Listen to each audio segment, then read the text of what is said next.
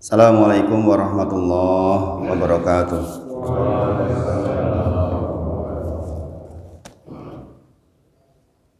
Alhamdulillahi haqqa hamdi nahmaduhu wa nasta'inuhu wa nastaghfiruh wa na'udzu billahi min syururi anfusina wa min sayyiati a'malina.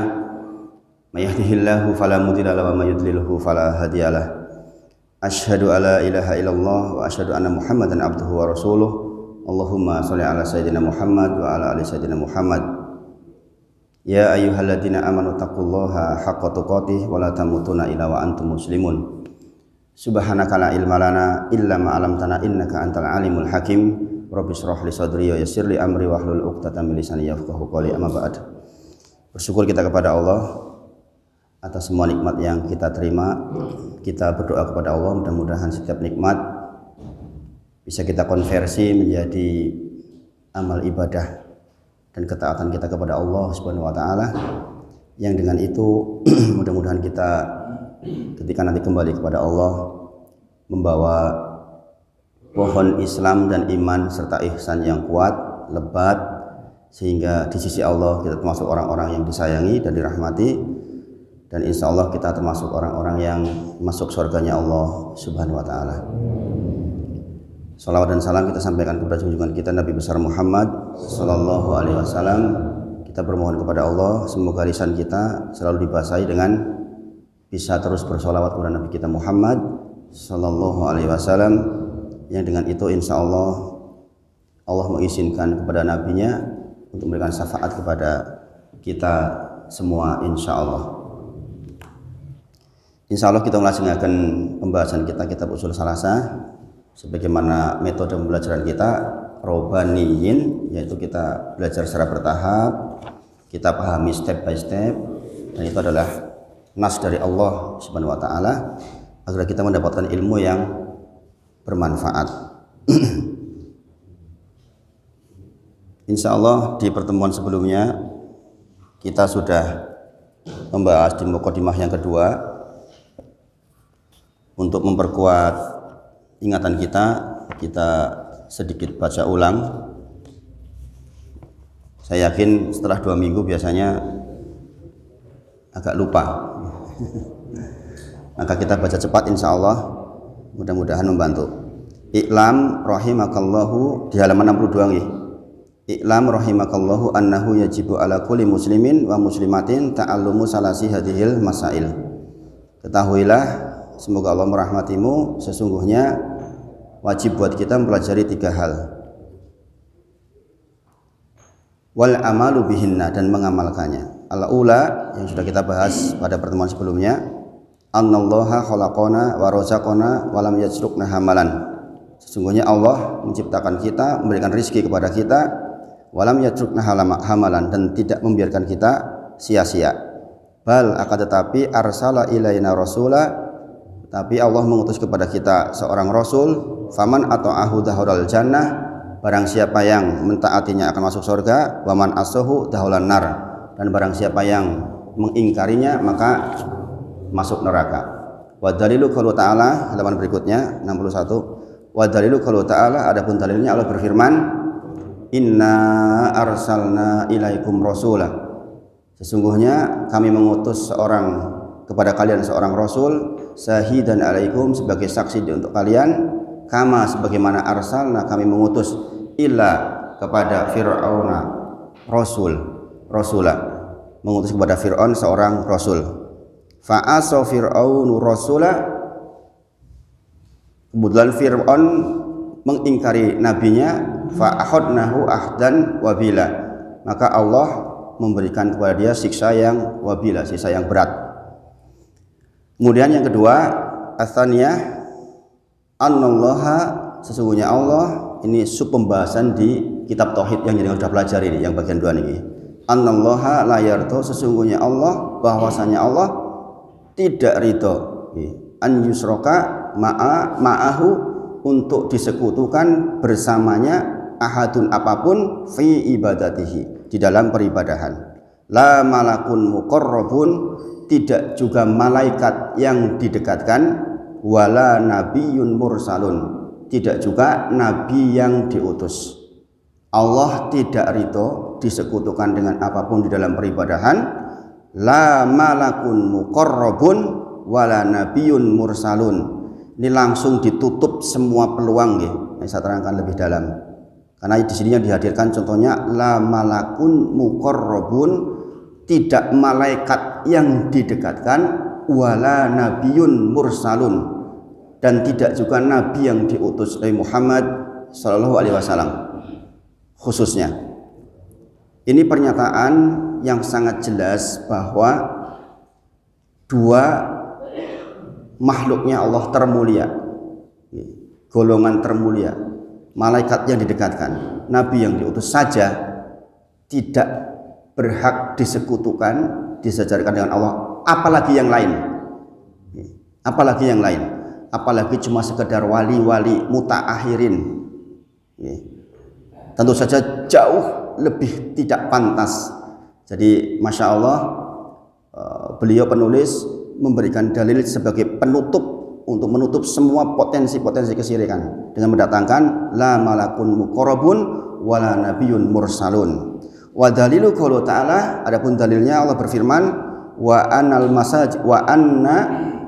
masajid lillahi fala tad'u ma'allahi ahadan. Sesungguhnya masjid-masjid itu milik Allah, fala tad'u ma'allahi ahadan, maka jangan beribadah kepada Allah bersamaan dengan itu beribadah kepada selain Allah. Al-masajidah di sini diartikan masjid seperti tempat kita sholat ini, atau anggota sujud kita yang 7. Jadi para ulama menyebutkan al-masajid di sini maksudnya masjid tempat kita sholat dan 7 anggota sujud kita. Itu milik Allah. Gak pantas itu diserahkan kepada selain Allah sujudnya, gak pantas tempat itu untuk menyembah selain Allah. Maka definisi syirik itu bukan tidak menyembah kepada Allah. Definisi syirik itu ada kata-kata di sini, kata kunci adalah ma'a, bersama. Ya, mungkin jenengan sudah bahas di Kitab Tauhid dengan Ustadz Rashid Abu Rasidah Hafizullah Ta'ala tentang kata-kata ma'a. Jadi kata kunci syirik itu adalah di ma'a ini, orang yang menyembah kepada Allah di waktu yang bersamaan dia menyembah kepada selain Allah, itu namanya syirik. Jika ada orang mengatakan saya enggak menyembah kepada selain Allah kok, saya ke tempat keramat ya nyembahnya ke Allah, kan begitu biasanya nggih. Itu yang terjadi di masyarakat. Bahkan ya, orang tua saya sendiri dulu begitu mengajarkan ke saya. Saya diajak ke kuburan, bahkan tidur di kuburan. Saya ngalami itu. Ketika saya tanya, Pak, lah kok kesini? Ngobong menyan di sini? Gitu. Kata bapak, yo bapak mungkin yo raidan, maksudnya nyembah karo lelembut, karo setan. Yo ora, nyembah ke Gusti Allah katanya. Nah ini yang terjadi di masyarakat seperti ini, dan ini yang terjadi di zamannya Rasulullah. Kaum musyrikin seperti itu, menjadikan wasilah-wasilah selain Allah sebagai pendekat kepada Allah. Maka di sini katakan, dan sesungguhnya masjid-masjid itu milik Allah. Jangan engkau beribadah di dalam masjid itu, dan jangan kau serahkan anggota sujudmu itu untuk beribadah kepada Allah ma'a, bersama dengan sesembahan selain Allah.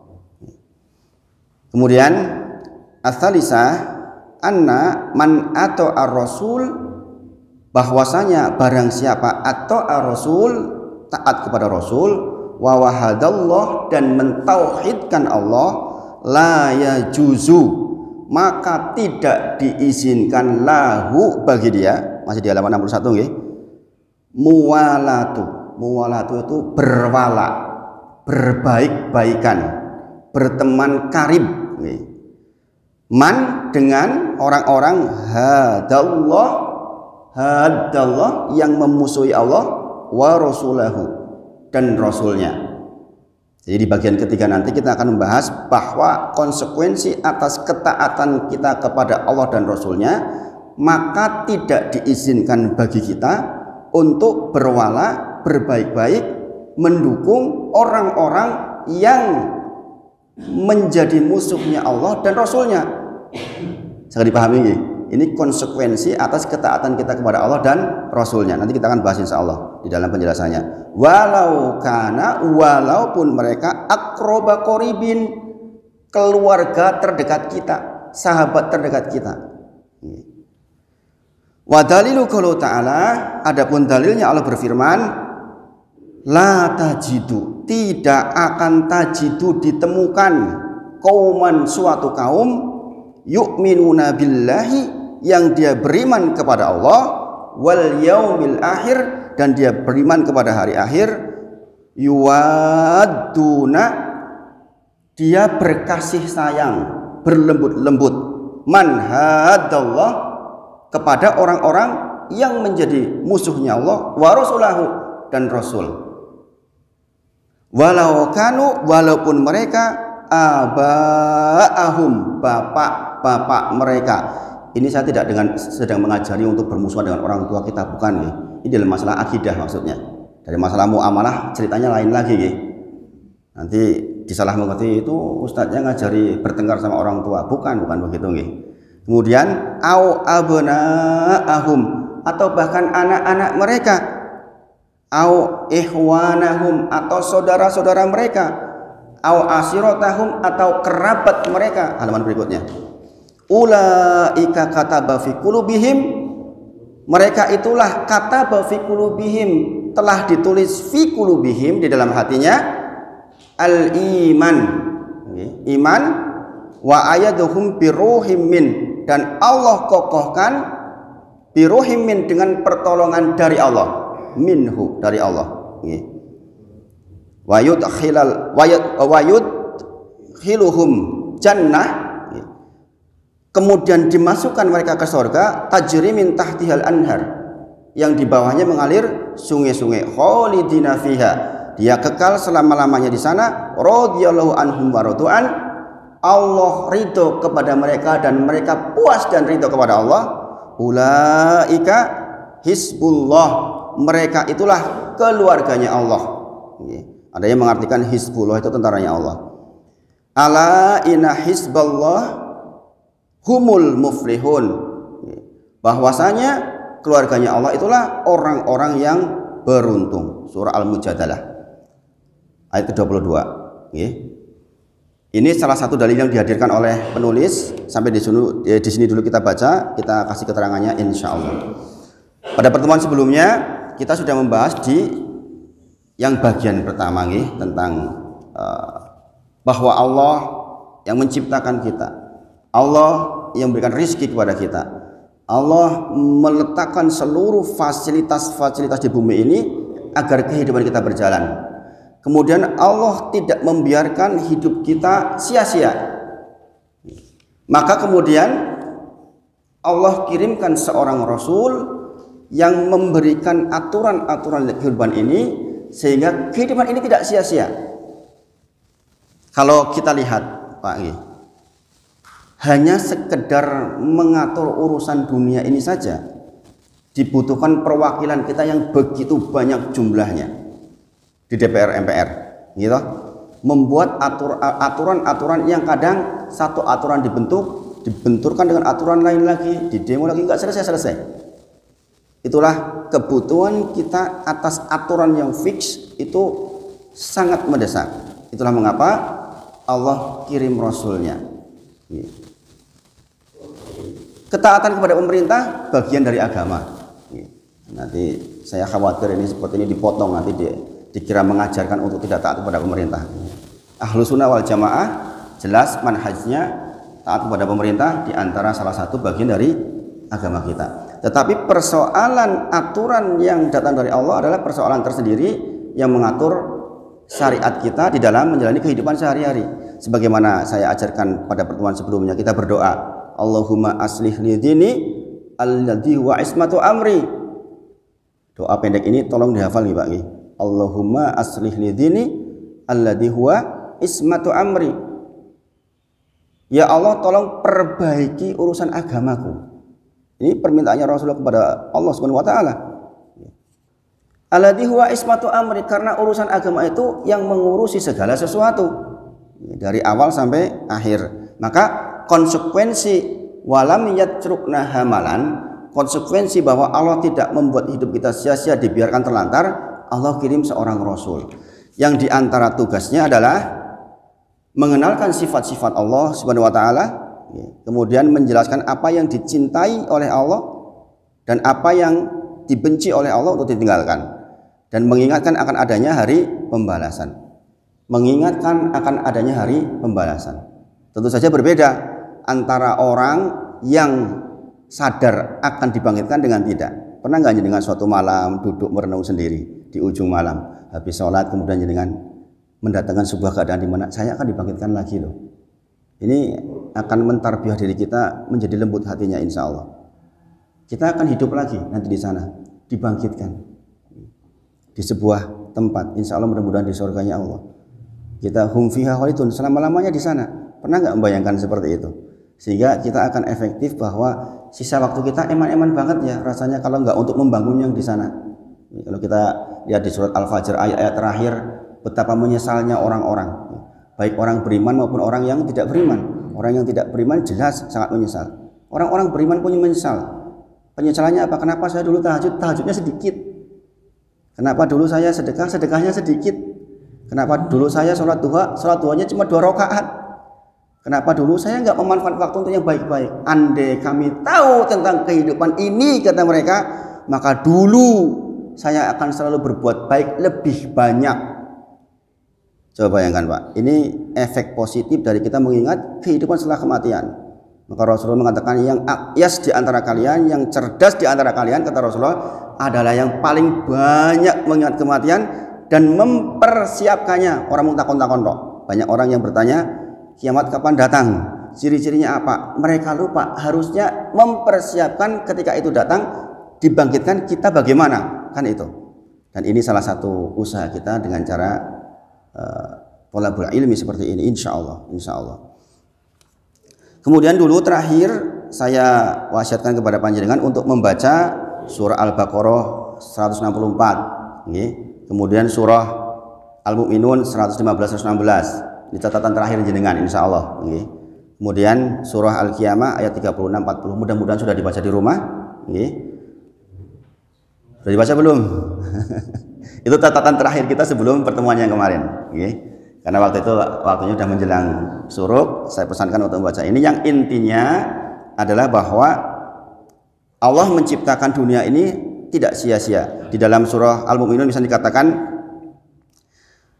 maka apakah kamu mengira Allah menciptakan dengan abasan? Abasan itu sia-sia, nggak ada tujuannya, nggak ada rencana.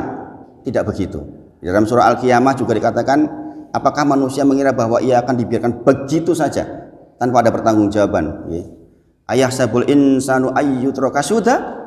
Apakah engkau mengira kami menciptakan dengan sudah, dengan sia-sia, dengan tanpa tujuan? Tidak demikian. Tidak demikian. Maka nanti insya Allah dibaca di rumah untuk ayat-ayat yang saya sebutkan, mudah-mudahan membantu untuk pemahaman ini. Kemudian Syekh Muhammad bin Abdul Wahhab rahimahullah taala mengatakan faman ata'ahu dakhalal jannah. Barang siapa yang mentaati Rasul maka masuk surga, dan barang siapa yang mengingkarinya maka masuk neraka. Kemudian beliau mendatangkan dalil tadi apa? Inna arsalna ilaikum rasula, sesungguhnya kami telah mengutus kepada kalian seorang rasul, syahidan alaikum, sebagai saksi untuk kalian, kama. Di sini ada kata-kata sebagaimana. Ini iktibar buat kita, pelajaran penting kita ambil dari kata-kata kama, yaitu sebagaimana. Arsalna, kami mengutus, ila Fir'aun, kepada Fir'aun seorang rasul. Wa asa Fir'aunu rasulah, kemudian Fir'aun mengingkari rasulnya Musa alaihissalam. Fa akhadnahu akhdan wabila, maka Allah siksa dia dengan siksaan yang berat. Para ulama menyebutkan Fir'aun mendapatkan siksa di 3 keadaan. Di dunia ditenggelamkan bersama dengan bala tentaranya, kemudian di alam kubur sebagaimana dikabarkan di dalam surah Ghafir ayat ke-46. Surah Ghafir ayat ke-46 nanti jangan juga baca, yaitu kepada mereka dipaparkan neraka di waktu pagi dan sore. Ini siksa kedua untuk Fir'aun. Kemudian yang ketiga nanti di akhirat di surah Ghafir ayat 46 Allah berfirman bahwa Fir'aun akan mendapatkan siksa yang berat. Nah, Bapak Ibu semuanya, Rasulullah menyampaikan seluruh umatku dakhulal jannah illa man aba, kata Rasulullah. Seluruh umatku masuk surga illa kecuali man, siapapun, aba, yang enggan. Karena para sahabat bertanya, man ya'ba ya Rasulullah, sopo sing ora gelem ya Rasulullah. Maka Rasulullah mengatakan, siapa yang taat kepadaku dakhulal jannah wa man asoni dakhulal nar. Siapa yang taat kepadaku masuk surga, yang mengingkariku masuk neraka. Jadi asalnya seluruh umat Nabi Muhammad itu masuk surga kecuali yang nggak mau. Definisi nggak mau yang mana? Yaitu yang tidak taat kepada Rasulullah. Maka di sini dihadirkan surah Al-Muzammil 15-16 dalam rangka untuk diambil sebuah pelajaran besar bahwa Rasul yang datang sebelum Nabi Muhammad itu sudah ada kepada kaum sebelumnya. Jangan seperti orang-orang liberal yang mengatakan kejadian-kejadian itu tuh hanya diambil hikmah, nggak nyata. Dengan melihat jaringan Islam liberal, mereka mengatakan bahwa kejadian membelah lautan itu ya cuma cerita, nggak ada kejadian nyatanya, cuma diambil hikmahnya saja. Padahal itu mukjizatnya Nabi Musa alaihissalam. Apa pelajaran yang diambil? Kalau kita sebagaimana Fir'aun berbuat kepada Rasulnya, maka kita berpotensi untuk disiksa sebagaimana Fir'aun akhdan wabila. Jadi kan pasti akan merasakan ketika tidak taat kepada Rasul Nabi Muhammad SAW akan didatangkan kesulitan-kesulitan, siksaan di dunia, di alam kubur, di akhirat, sebagaimana Fir'aun dikabarkan di dalam surah ini. Saya dipahami nih Bang ini pendalilannya. Jadi maksud dari didatangkan Al-Muzammil 15-16 agar diambil pelajaran. Karena di sini dikatakan kami telah mengutus kepada kalian seorang Rasul Nabi Muhammad Sallallahu Alaihi Wasallam sebagaimana kama arsalna ila Fir'aun Rasul. Sayangnya Fir'aun dia mengingkari, yang dengan mengingkari berakibat kepada siksaan yang berat. Jadi jangan kita berpikir bahwa kalau kita tidak taat kepada Rasul itu hanya di akhirat saja konsekuensinya. Di dunia pun akan disulitkan. Bayangkan Fir'aun itu kurang apa kerajaannya, tapi di ujungnya disiksa begitu, naudzubillah. Kesombongannya mengantarkan dia masuk ke lautan, akhirnya ditenggelamkan. Sebenarnya dia punya kesempatan kan untuk berhenti di situ seandainya tidak sombong, tapi dia malu sama tentaranya, akhirnya majulah dia ke dalam lautan itu. Yang terjadi apa? Tenggelam. Makanya hati-hati dengan kesombongan, naudzubillah. Karena kita itu sangat mudah sekali sombong kalau kita punya sedikit saja kelebihan. Entah itu bentuknya ilmu, entah itu bentuknya harta, atau apapun itulah. Kita tuh punya potensi untuk pengen pamer, pengen menunjukkan. Maka hati-hatilah, ingat-ingatlah Fir'aun dengan kesombongannya berakhir seperti itu. Padahal kekuasaannya luar biasa. Wongnya istilahnya ganteng, sugih, berkuasa saja, dengan wa'aso dia mengingkari Rasulnya, apa yang terjadi? Ditenggelamkan. Naudzubillah. Maka ini pelajarannya sangat besar bahwa asalnya seluruh umat Nabi Muhammad SAW adalah masuk surga illa kecuali man aba. Dan kata kuncinya adalah siapapun yang taat kepada Rasul masuk surga. Siapa yang mengingkari masuk neraka. Sesederhana itu sebenarnya konsepnya. Jadi Islam itu enggak ruwet sama sekali. Kita enggak perlu pakai teori-teori yang tinggi untuk masuk surga sesungguhnya kan. Kemudian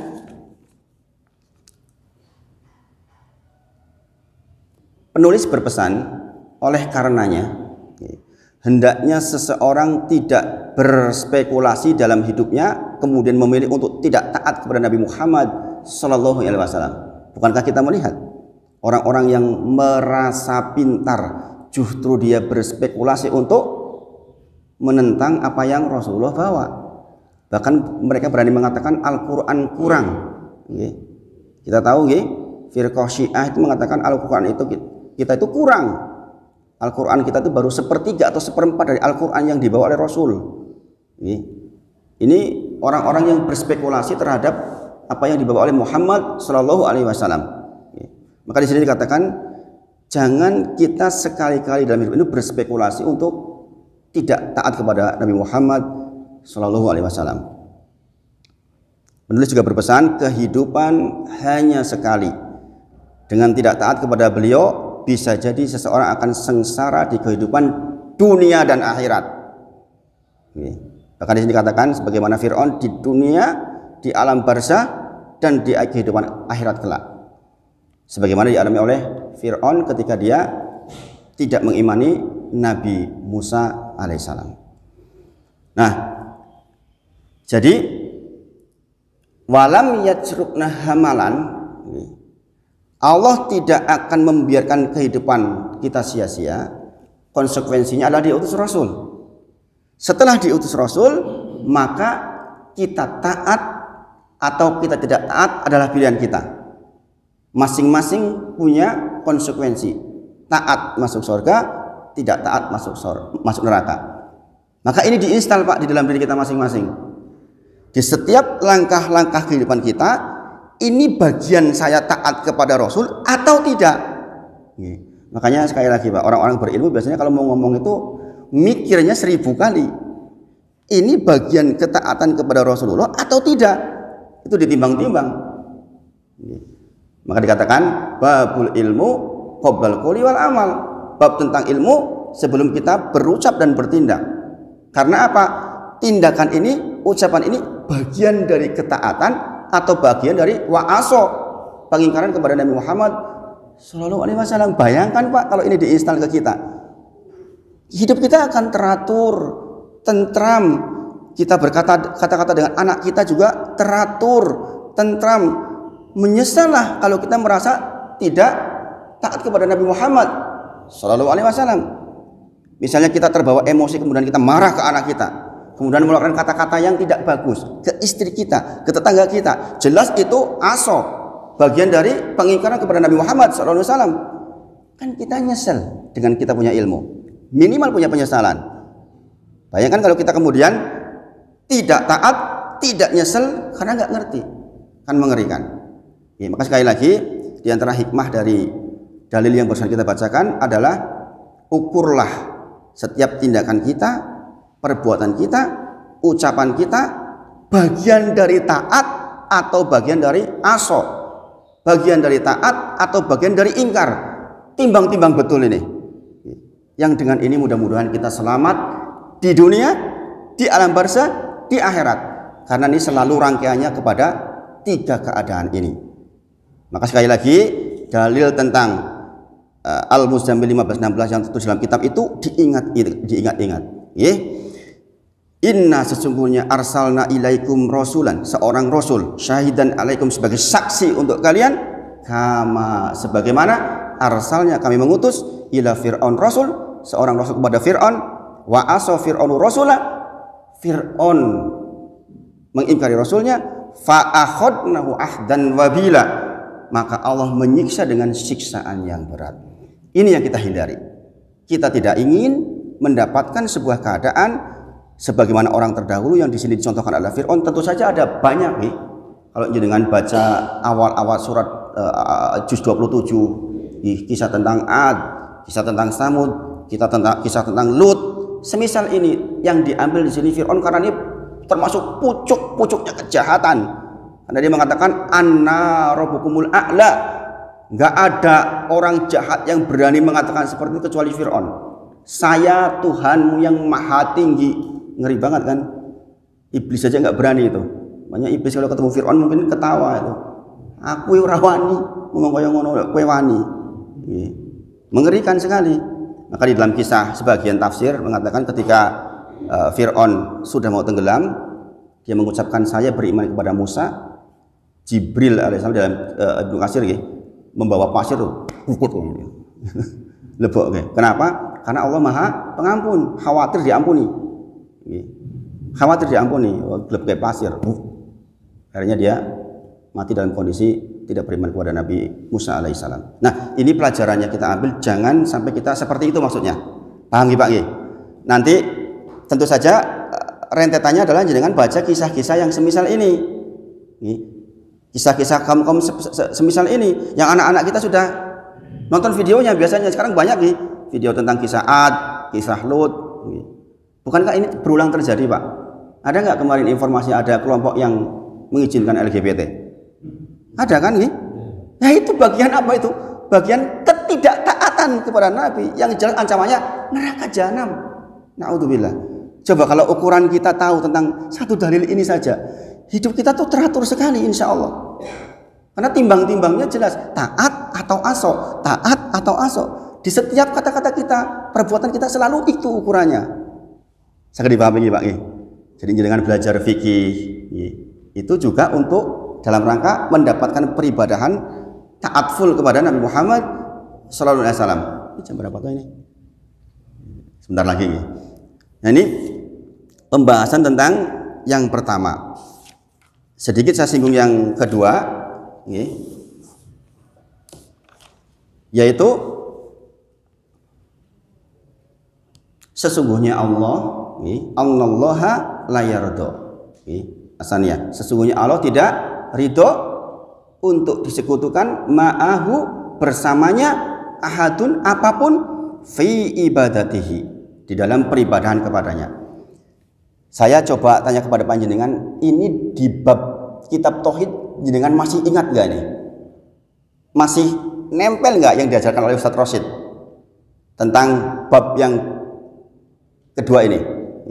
Asalnya Allah gak ridho kalau disekutukan. Masih ingat nggak? Masih nempel sekali nggak Pak? Karena kitab tauhid ini lebih dalam pembahasannya, lebih dalam kitab tauhid. Perlu saya ulang atau tidak? Perlu. Baik Pak, saya ulang penjelasan tentang syirik. Pertama, definisi syirik itu bukan kita menyembah kepada selain Allah. Bukan. Syirik artinya kita menyembah Allah ma'a itu bersama. Bersama itu kita menyembah atau meminta atau bermohon atau berdoa kepada selain Allah. Bersamaan dengan kita meminta kepada Allah. Beda antara orang yang jelas-jelas kafir tidak menyembah Allah dengan orang yang berbuat syirik. Beda Maka kalau kita ditanya, jangan datang ke tempat keramat dalam rangka apa? Yo saya hanya wasilah saja. Saya menyembahnya kepada Allah. Justru inilah yang namanya Justru inilah yang namanya kita menyembah Allah di saat yang bersamaan kita mendatangkan bantuan permintaan kepada selain Allah. Saya yakin Pak kalau ditanya mereka mengatakan, karena saya pengalaman pribadi ini bukan pengalaman siapa-siapa. Saya hidup dengan bapak saya cukup lama, meskipun beliau aktivis Muhammadiyah dulu. Mertua saya pengurus NU sampai hari ini. Bapak saya aktivis Muhammadiyah, jadi saya Muhammadinu. Produk dari dua ini.